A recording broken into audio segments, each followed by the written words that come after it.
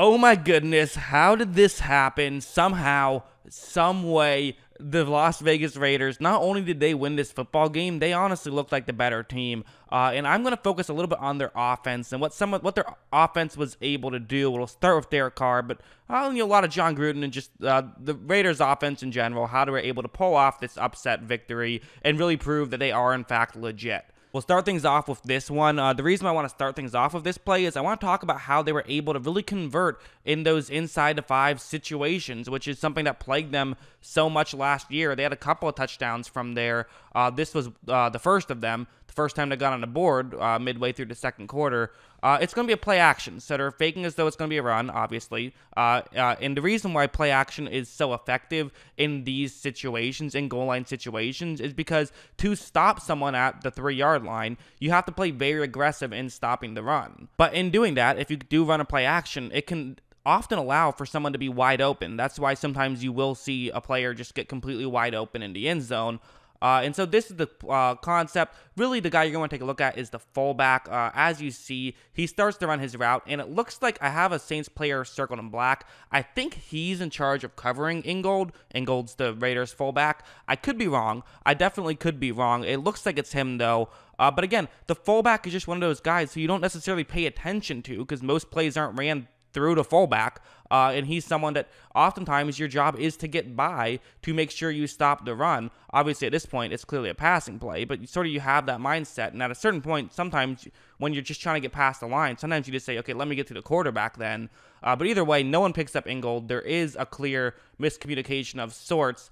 He's able to get an easy touchdown. Just a good play call, play design, and taking advantage of some bad, mental games by the New Orleans Saints. This one was another one where it's going to be kind of a similar idea, where again it's going to be play action. Carr's going to roll out to the top of the screen, and this time less to look at. Just look at Darren Waller. Waller is going up against a defensive back, and it's going to be really interesting how he goes about running his route, because he's not just blocking here, it's play action, so he's going to be running a route. But what I like about this is, he looks like he's getting in perfect position to block, but he's doing this in a very subtle way, where he's kind of getting closer to the inside, which is going to force that New Orleans player to also get in that direction. So that's kind of what he's trying to do. He's trying to sell to that New Orleans player that he's going to try to, just charge right at Waller, try to set the edge, so to speak.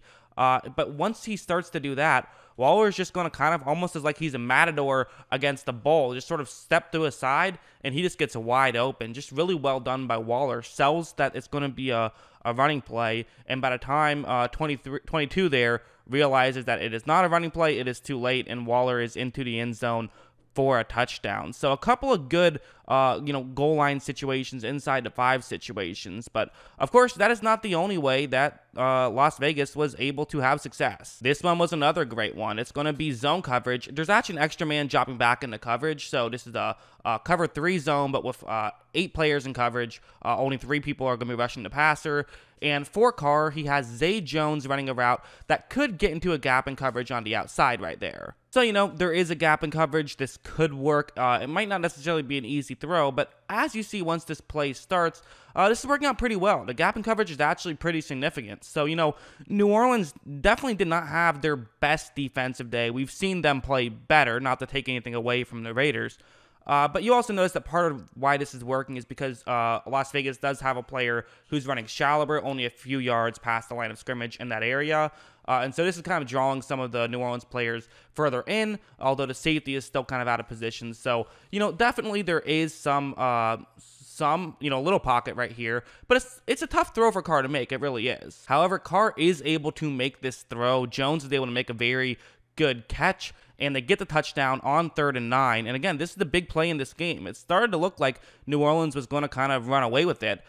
They were up 17-7 at this point, but with Vegas scoring a couple touchdowns here, it really helped them get back into the game. They eventually took the lead, and they just kept on keeping on, so to speak.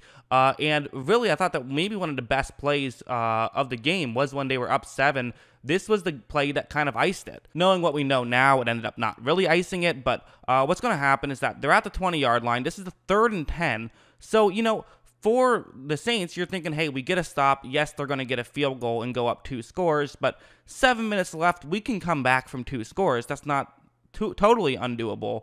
However, what's going to end up happening here is you're going to have multiple receivers run over and block multiple New Orleans players. But what's interesting is that if you look at Renfrow and who he's blocking, he's going to be in charge of blocking a defensive end right here, which might seem a bit curious, but it's actually a really good decision, because what they're doing is they're basically getting an advantage further on in the field, and because Renfrow is going to kind of surprise that defensive end and he has a great angle, he's still going to be able to make this block. And because of that, instead of having Renfrow run out to block defensive backs, you can now pull multiple offensive linemen over to block defensive backs. So it's going to give you an advantage, assuming Renfrow makes his block, which he is going to be able to do.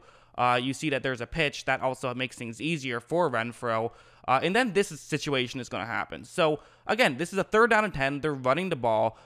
So you think that, okay, typically this is a good run. But for the Saints, all they need to do is knock Jacobs out of bounds, and this is going to still be a 4th down. They'll probably have to kick a field goal. However, you're going to see some kind of low-effort play as Jacobs cuts back to the inside to the point where it almost makes you wonder if there was some sort of intent behind New Orleans just sort of giving up that touchdown just to make sure that you keep it, it's going to be a 2-score game either way, but at least this way you save 2 minutes on the clock. I don't know if that's true or not. Probably not. I think that was just sort of a little bit of tired defense and a good play by, I said Jacobs, that's actually Richard. Good play by Richard, and also really just a good blocking scheme more than anything. Well-blocked play. And this actually ended up being the difference because, there was that field goal that made it a 10-point game. Well, it only would have made it a 7-point game had that been a field goal as opposed to a touchdown. So that play absolutely meant a lot.